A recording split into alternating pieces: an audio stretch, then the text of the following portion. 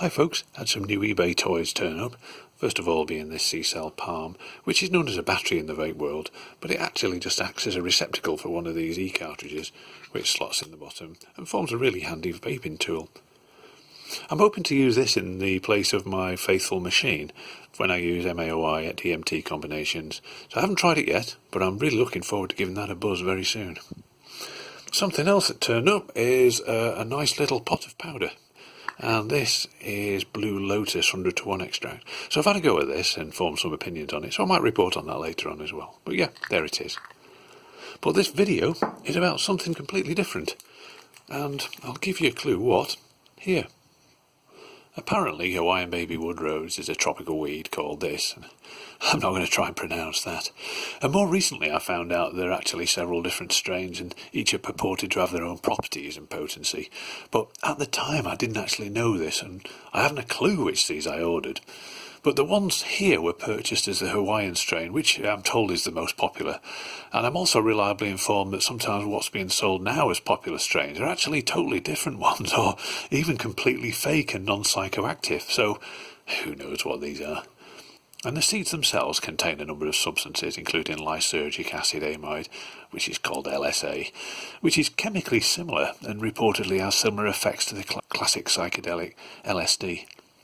LSA is also reported to be present in the seeds of the Morning Glory. The dwarf strain of these seems to be used in a banner in the RLSA Reddit subgroup, and during the summer we've got these growing in our garden like weeds, and I bought the seeds from Lidl and they're a real delight to have around. They're cheaply available, on eBay in fact. So the point is that everything I was hearing about Hawaiian baby Woodrose was all sounding pretty interesting, in fact really positive. And in case you're wondering about the psychedelic effects, well, it couldn't have been better.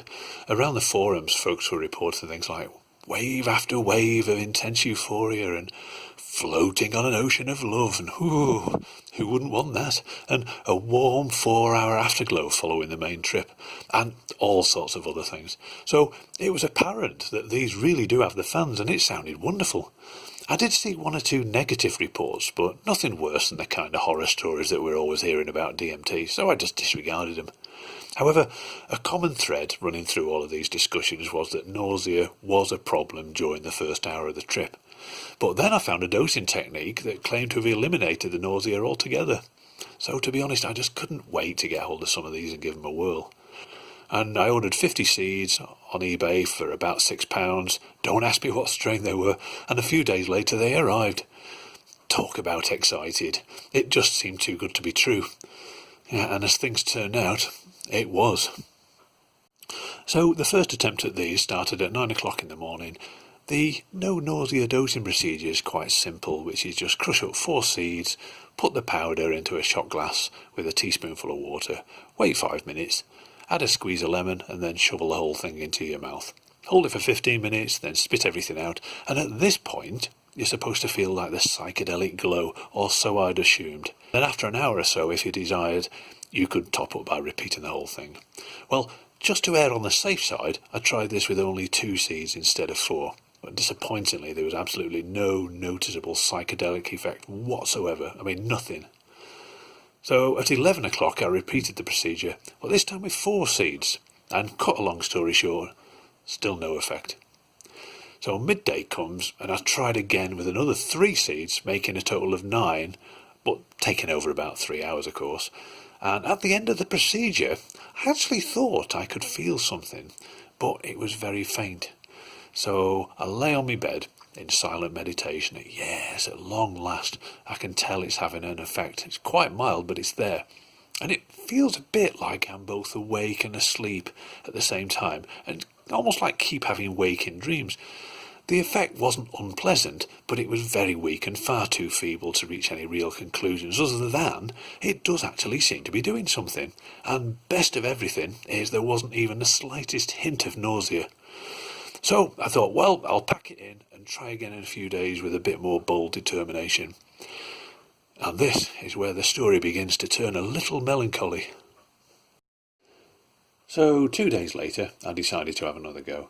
and at 9 o'clock in the morning did a similar dosing method as the previous attempts, but this time using a lot more seeds and also soaking and holding the stuff for a lot longer in my mouth.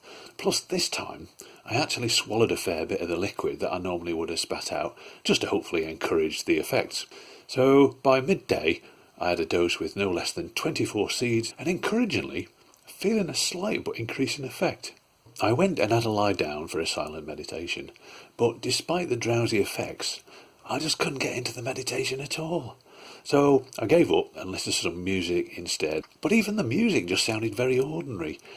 You know yourself that if you're listening to music on psychedelics, often get this enhancement where it sounds like you've got 55 pairs of ears and the music just sounds amazing, but this time there was none of that. Anyway, a bit later I decided to call it a day and just cut my losses and go and eat my dinner. And I was convinced that whatever effect I was feeling would soon be gone. And I still had loads of seeds left over, and I thought maybe I'd try again in a few days. And I thought maybe I'd go and pop up to the woods a bit later and have my walk. So I thought I'll eat my dinner and do that. By 1 o'clock I was having a really hard time finishing my dinner, and I was feeling a bit ill, a bit like I was going down with flu. So I thought, well, I don't think I'll bother going to the woods today. And it was at that point when I stood up and noticed the state of the carpet. Now, just to explain, the carpet is my tripometer. It's pretty infallible. As you can see, it's quite plain, but it's got a speckled design. But for me, even with the slightest dose of psychedelics inside me, I can't help it but see geometric patterns all over it. And actually nowadays, I can't actually turn the patterns completely off, and even when I'm totally sober. I wonder, does anybody else out there have this kind of thing with speckled carpets? And sometimes you even get it on tarmac roads and other speckled surfaces, where they just turn into a complete mass of patterns. But yeah, standing up, I was really shocked to see some really sharply defined, jagged patterns all over the carpet. And they weren't the nice rounded, complex geometric shapes that you get with DMT. These were like almost a bit evil and threatening, and they had sharp, insidious looking edges. So at this point, I wasn't really sure what to think. I mean, the carpet patterns told me I was tripping, but all I felt was a bit ill and tired. But even then, I was still absolutely sure that whatever effects I was feeling would be gone pretty soon and everything would be back to normal. But in the meantime, I decided the best thing to do was go and have another lie down and just wait for the effects to subside. Well, by 1:30 I was lying in bed and certainly feeling the effects. I tried a meditation again, but I just couldn't get into it, and whatever music track I listened to just sounded really flat, like it's in mono. And I was beginning to wonder how the effects are getting stronger when I haven't had the stuff in my mouth for well over an hour. Got up to go to the toilet, and the noise of the flush was so loud and jarring, and I was starting to feel really sick, and I was just going to wonder when on earth the effects are going to reduce. Now by now it's getting really, really unpleasant, and I could start to feel like a terribly harsh thudding in my head, and it was accompanied too by a really horrific white intense visual strobing. It just got worse and worse, and they were really unpleasant. And I just couldn't bear to have the curtains up because the light coming in was just too intense. But even just getting out of bed to draw the curtains was like really difficult, and the effects just got even more unbearable. And I remember seriously wanting out of it. And my heart as well, it was beating like a rapid bass drum, and I actually checked it on my phone app and it came out at 187 beats a minute. I had no idea my heart could beat so fast, and also I was really, really sweating like mad. Well, out sheer desperation was really setting in. There's no escape from this strobing and this thudding, and with my eyes open, any light was just far too bright and jarring, but the total darkness just seemed to intensify the strobing, and with it the thudding, and my whole body was just, it felt terrible. It was like painful, the fizzing, it was just horrible. I was starting to lose my normal vision and feeling dizzy and sick, and just about everything unpleasant that has ever happened in my whole life is there in my mind simultaneously, and seemingly with perfect 5-sense recall. And absolutely everything around me was just getting on my nerves big time, but even now it's still even getting stronger. Well, by now the sheer agony of this was becoming overwhelming, and I was starting to get really paranoid that I was losing control of my own consciousness. All kinds of hellish thoughts are pouring into my mind faster than I can handle them. I can see almost nothing as well apart from the intense visual strobing, and that thudding noise was so intense. It was a bit like being killed and brought back to life 12 times a second. It was that horrible. I'd just moved a muscle. It just made the effects even worse. So with iron determination, I reached for my tablet with the intention of trying to Google some information about when I can expect the trip to start coming to an end. But I just couldn't see the screen properly with all this flashing, and operating the keypad was equally impossible. I was totally convinced that I was dying the most ghastly death ever, and I decided to phone my wife. But the phone dropped behind the bed, and I just couldn't bear it, and I was feeling a complete idiot for trying anything like this psychedelic, and I just swore to Christ that I'd never ever ever touch anything like it again. And by 4:30 p.m. the strobing wasn't actually quite as intense, but the horrific memories were clobbering me so hard that my very existence was like 1,000 timeless hells, and if I tried to fight it, it immediately became much worse. And more than ever, I was convinced I was going insane and also dying. I was totally resigned to remaining in this hell forever. But despite all these distractions, I was still well aware it was now unavoidable that my wife was going to come home from work and find me in a really bad state of my own doing. But by 5 o'clock, the effects seemed to be coming in 20-minute waves. I mean, the peaks of this were excruciating, but at least the lows gave me some kind of respite. At one point, I even tried to stand up, but instantly I got clobbered with a wave of agony, much worse than ever before. And I don't mind admitting that I collapsed on the floor and I was just screaming and begging for it to stop. 6 o'clock comes, my wife arrives with a cheery greeting, and as soon as she saw me, she looked really shocked, and I did my best to tell her what was going on. But my speech came out all slurred, and I had hell's own job trying to make myself understood. And the effort of that brought back the most intense wave of agony yet. And she looked really worried, but agreed to lie still and silent on the bed just next to me. And this brings me to by far the worst hour of my entire life.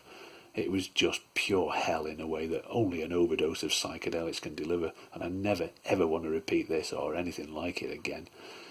And even now it's hard to talk about it, but briefly it was as if I was battling with a dark, horrific force for control of my own being, and it seemed to be dredging the darkest depths of evil in every attempt to beat me consciousness into submission, and it had darkest thoughts beyond your wildest imagination. There was violence, rage, pain, jealousy, hate, neglect, you name it. It was as if I was suffering all these simultaneously at the hands of this dark presence in the most excruciating intensity, and it was pretty bad. And to be honest with you, this is the bit now that I'm still struggling to come to terms with. Anyway, by 7 o'clock that evening, thank holy goodness, the effects appeared to be wearing off a bit, and the waves were still there and just as terrifying, but not quite as intense as previously. And my wife went and put the chili in the microwave oven, and I agreed to try a little bit. 8 o'clock comes and it's still desperately unpleasant, but improving fast, so I got out of bed and go to the loo, and I looked in the mirror and I was really shocked to see the pupils of my eyes. They were massively dilated, and it's the first time I've ever noticed this on myself. And it took a whole hour to eat a small dish of chili and pasta, and I was sitting there watching the threatening carpet patterns, which were still just as vivid. By this time I was utterly exhausted, but for the first time I could actually feel some positive effects. And whatever I thought of, I was getting some intuitive answers, and I could also feel some intense love from the universe. And I stood outside on the front doorstep and looked up into the starry sky, and it really looked beautiful. And there were other effects similar to my very first mushroom trip, but I was just such in shock and very tired, I just couldn't really enjoy it very much. So I went to bed, and as soon as the light went out, the thudding started yet again, and with it the strobing, and I got really scared it was going to kick off all again. But actually that's the last thing I remember, up till sleeping through till 8 o'clock the next day. And when I woke up, the carpet patterns were pretty much back to normal, and all the other effects had gone.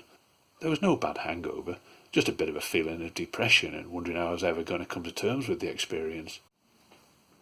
Now, in conclusion, I obviously made a lot of mistakes. The biggest perhaps was just underestimating the come-up time. And yeah, I paid a heavy price for it, and there's no need to dwell on these errors, as the conclusions for me would be the same. But this isn't quite the end of the story. Now, even though I'd been really severely beaten up, I was really concerned that this would somehow affect my entheogenic DMT experiences. So about 2 days later, I had a cautious vaping of some DMT after an MAOI. Result, was an instant transformation into a realm of love, beauty and forgiveness. It was just beautiful. It's like being stirred in warm, creamy chocolate. It was just so nice, and a massive contrast compared to the experience that I just endured. Now, I'm sure I'm not alone with my careless attitudes to these seeds. If you've done similar, then it goes without saying, don't beat yourself up. Do the next best thing and share your story in the comments so we can all benefit from your experience. Hope you found the video of interest, folks. Many thanks for watching, maximum respect, and I'll catch you again very soon. Bye bye.